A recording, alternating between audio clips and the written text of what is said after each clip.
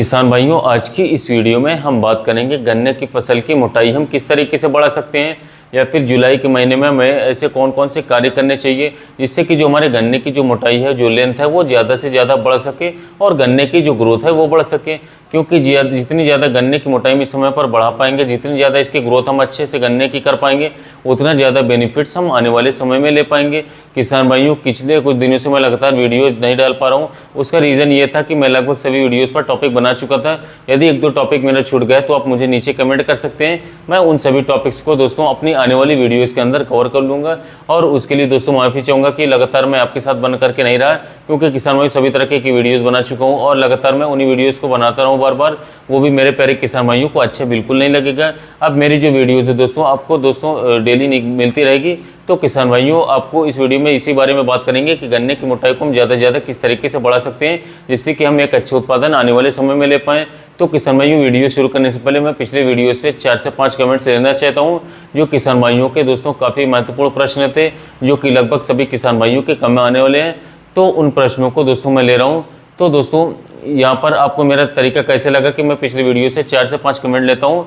अगर दोस्तों यदि आपको अच्छा लगता है तो दोस्तों आप मुझे कमेंट्स करके बता सकते हैं, और यदि आप चाहें तो मैं इन कमेंट लेना बंद भी कर सकता हूँ। तो पहला जो मेरा प्रश्न है दोस्तों, तो पहला प्रश्न हमारे किसान भाई ने पूछा है। इन्होंने कल मुझसे पूछा था कि हमारा मेंथा जो है और गन्ने की फसल जो है एक साथ ही, मेंथा की वजह से गन्ने की जो फसल है वो बिल्कुल भी ग्रोथ नहीं कर पा रही, उसका बिल्कुल सिंगल पेड़ खड़ा हुआ है। अब ज़्यादा से ज़्यादा ग्रोथ करने के लिए हम किस चीज़ का उपयोग करें? हमें जो है आप जो है बिखरने वाले उर्वरक बताएं, बिखराव वाले उर्वरक बताएं, ना कि स्प्रे वाला। तो किसान भाई, मैं आपको बताना चाहता हूँ कि आपकी जो गन्ने की फसल थी उसे हवा बिल्कुल भी नहीं लग पाई है। उसका आपने जो है मेंथे की फसल के अंदर उर्वरक तो बहुत सारे डाले होंगे, लेकिन उसका जो फायदा था वो हमारे गन्ने की फसल को बिल्कुल भी नहीं मिल पाया है। वह जो है दोस्तों हमारे मेंथे की फसल को ही मिल पाया। इस समय पर किसान भाई, आपको क्या करना है कि आपको अपने गन्ने की फसल के अंदर लगभग 40 किलोग्राम पोटाश और इसके साथ साथ 2 बैग सिंगल सुपर फॉस्फेट और 1 बैग यूरिया, प्लस इसके अंदर किसान भाई आपको जो है एक चीज़ और मिलाना है। 1 बैग आपको जो है सागरिका 10 किलोग्राम वाले ले लेना है, या फिर बायोटच 8 किलोग्राम ले सकते हैं। इन चारों तत्वों को आपको अच्छी तरीके से मिक्स करके अपने गन्ने की फसल के अंदर इनका बिखराव करवा देना है। और उसके बाद आपको अपने गन्ने की फसल के अंदर यदि मौसम अच्छा है तो पानी चलवा देना है, यदि बारिश हो रही है तो कोई दिक्कत की बात नहीं है। इतना करने से आपकी गन्ने की फसल की जो ग्रोथ है वो अच्छे से होगी, और ट्रिलिंग जो है दोस्तों वो आपको निकाल करके दे पाएगा। तो इस तरीके से किसान भाई आपको ज़्यादा बेनिफिट ले पाएंगे। अगला जो हमारा प्रश्न है वो किसान भाई ने और पूछा है। उन्होंने पूछा है कि क्या मेरी बात का जवाब नहीं है आपके पास? इन्होंने मुझसे प्रश्न पूछा था कि मेरा जो खेत है वो ज़्यादा दिन तक नमी नहीं बना पाता है। दोस्तों, मैं अपने गन्ने की फसल के अंदर ज़्यादा समय तक नमी किस तरीके से बना करके रख सकता हूँ? तो किसान भाई, आपको मैं बताना चाहता हूँ कि आपको अपने गन्ने की फसल के अंदर एक कार्य करना है। अपने गन्ने की फसल के अंदर से आपको पत्ती उतारनी है और पत्ती को नीचे डाल देना है। जितनी ज़्यादा पत्ती आप अपने गन्ने की फसल के अंदर नीचे डाल पाएंगे, उतनी ज़्यादा नमी आप अपने फसल के अंदर लगातार बना पाएंगे। तो सबसे अच्छा तरीका तो किसान भाई आपके लिए यही है कि आपको अपने खेत के अंदर पत्ती डालनी है और उसके बाद आपको जो है उसकी सिंचाई करवा देनी है। यदि आप उसे वेस्ट डिकम्पोजर के द्वारा उसका जो है दोस्तों उसको मतलब उसको कंपोस्ट पर गए तो वो बहुत ही अच्छा रहेगा, क्योंकि जितनी जल्दी जो पत्तियां वो सड़ जाएंगी उतनी ज़्यादा नमी आपके गन्ने की फसल के अंदर लगातार लंबे समय तक बनी रहेगी। आपको बहुत ही कम पानी देने की आवश्यकता पड़ेगी। साथियों, अगला प्रश्न आया हमारे किसान भाई के, ये पूछ रहे हैं कि कैल्शियम नाइट्रेट की 1 एकड़ में कितनी मात्रा लें स्प्रे करने के लिए? तो किसान भाई, मैं आपको बताना चाहता हूं कि लगभग आपको 1.5 किलोग्राम प्रति बीघे के हिसाब से आपको इसकी मात्रा लेनी है। यानी कि लगभग आप 1 किलोग्राम कैल्शियम नाइट्रेट की मात्रा को 1 एकड़ खेत के लिए जो है स्प्रे के लिए ले सकते हैं। ये काफ़ी बेस्ट है। इसके साथ साथ काफ़ी अच्छा रिजल्ट आपको इससे मिलने वाला है। अगला प्रश्न जो है पूछा गया है, किसान भाई ने पूछा है कि जिब्रेलिक एसिड प्लस जिंक का स्प्रे पत्तों पर कराएं या फिर गन्ने की जड़ों पर, इससे फसल को कोई नुकसान तो नहीं होगा?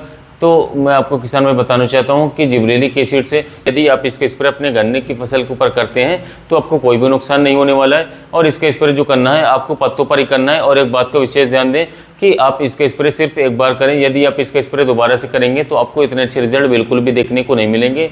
एक प्रश्न और लेना चाहता हूँ, ये लास्ट प्रश्न है कि ये फिर से हमारे किसान भाई ने पूछा है कि हमारे गन्ने की फसल में कैल्शियम नाइट्रेट और कोराजेन एक साथ मिलाकर के स्प्रे कर सकते हैं क्या?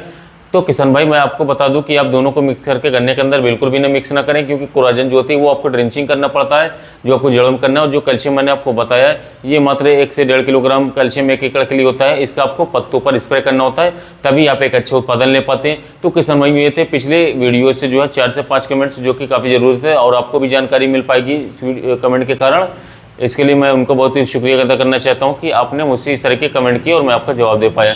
अब आज की जो हमारी वीडियो किसान भाइयों वो ये है कि हमारे गन्ने की फसल के अंदर जुलाई के महीने में हमें कौन से ऐसे कार्य करने हैं जिससे कि गन्ने की जो मोटाई है वो ज़्यादा से ज़्यादा हम बढ़ा सकें।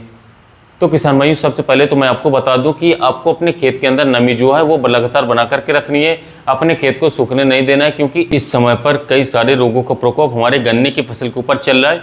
यदि ये रोग हमारे गन्ने की फसल को पकड़ लेंगे, जकड़ लेंगे, तो आपके गन्ने की जो मोटाई है मोटाई तो बढ़ेगी ही नहीं, आपके गन्ने की ग्रोथ भी नहीं हो पाएगी।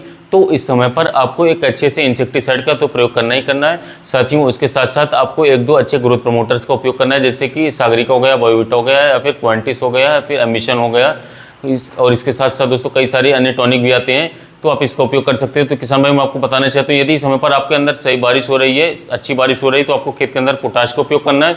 तो आपको पोटाश के क्या क्या कार्य बता दूं, तो यदि आप अपने गन्ने की फसल के अंदर पोटाश की मात्रा डालते हैं तो पोटाश की मात्रा डालने से आपके गन्ने का जो विकास है वो बहुत ही तेजी के साथ होगा। गन्ने की जो मोटाई है वो काफ़ी तेजी के साथ बढ़ेगी, सुक्रोज की मात्रा आपके गन्ने की फसल के अंदर बढ़ जाती है, गन्ना जो है काफ़ी मोटा होता है, इससे मीठे की मात्रा गन्ने के अंदर बढ़ जाएगी और गन्ने का जो वजन है वो बहुत ही ज़्यादा बढ़ जाएगा, जिससे कि हमें ज़्यादा से ज़्यादा मुनाफा भी देखने को मिलेगा आने वाले समय में।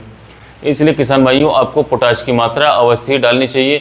कुछ किसान भाई कैल्शियम नाइट्रेट का उपयोग भी कर सकते हैं, क्योंकि कैल्शियम नाइट्रेट भी ऐसे ही कार्य करता है, उससे भी गन्ने की जो मोटाई है वो काफ़ी ज़्यादा बढ़ जाती है और हमें एक अच्छा मुनाफा भी देखने को मिल जाता है। तो आप जो है कैल्शियम नाइट्रेट का उपयोग भी कर सकते हैं, पोटाश का भी उपयोग कर सकते हैं, दोनों ही गन्ने की मोटाई के लिए काफ़ी ज़्यादा अच्छे फायदेमंद हैं। पोटाश के 1-2 फायदे और भी हैं साथियों। यदि हम पोटाश का उपयोग करते हैं तो हमारी जो गन्ने की जड़ें होती हैं इन्हें ये बहुत ही मजबूत कर देता है। एक हल्की बारिश में या फिर तूफान में भी हमारा गन्ना जो है नीचे नहीं गिर पाता है, काफ़ी समय तक हमारा गन्ना जो है परिश्रम करता है खड़ा रहने में, और ये गन्ने को जो है ठंड से इसके साथ साथ गर्मी से दोनों से ही बचाने में सहायक होते हैं। इसलिए आपको पोटाश का उपयोग भी इसमें कर लेना है। इस समय पर किसान भाइयों आपको यूरिया की मात्रा जो है लगभग 30 से 35 किलोग्राम आपको लेनी चाहिए, और आपको दोस्तों लगभग 25 से 30 किलोग्राम आपको पोटाश की मात्रा लेनी चाहिए। इसके साथ ही किसान भाइयों यदि आप जो है फिप्रोनिल की मात्रा ले सकते हैं तो आप रीजेंट की मात्रा ले सकते हैं 5 से 6 किलोग्राम प्रति एकड़ के हिसाब से। 0.6% वाला रीजेंट अल्ट्रा नाम से आता है। यदि आपके खेत के अंदर ज़्यादा रोग भी दिखाई दे रहे हैं तो 7 से 8 किलोग्राम प्रति एकड़ के हिसाब से फिप्रोनिल की मात्रा या रीजेंट अल्ट्रा की मात्रा ले सकते हैं। और इन तीनों को आपको अच्छी तरीके से मिक्स करके अपने गन्ने की फसल के अंदर इनका बिखराव करवा देना, छिड़काव करवा देना है आपको। उसके बाद अपने खेत की एक सिंचाई करवा देनी है। इससे आपके गन्ने की मोटाई भी बढ़ेगी, रोग भी नहीं लगेंगे, इसके साथ साथ गन्ने की लंबाई बढ़ेगी, संपूर्ण विकास होगा। तो यदि इस तरीके से आप हमारी बताई गई बातों को अनुपालन करते हैं तो आपके गन्ने की फसल में कोई भी रोग नहीं लगेंगे, एक शानदार उत्पादन भी मिलेगा। तो दोस्तों मिलते हैं नए वीडियो में नए टॉपिक के साथ।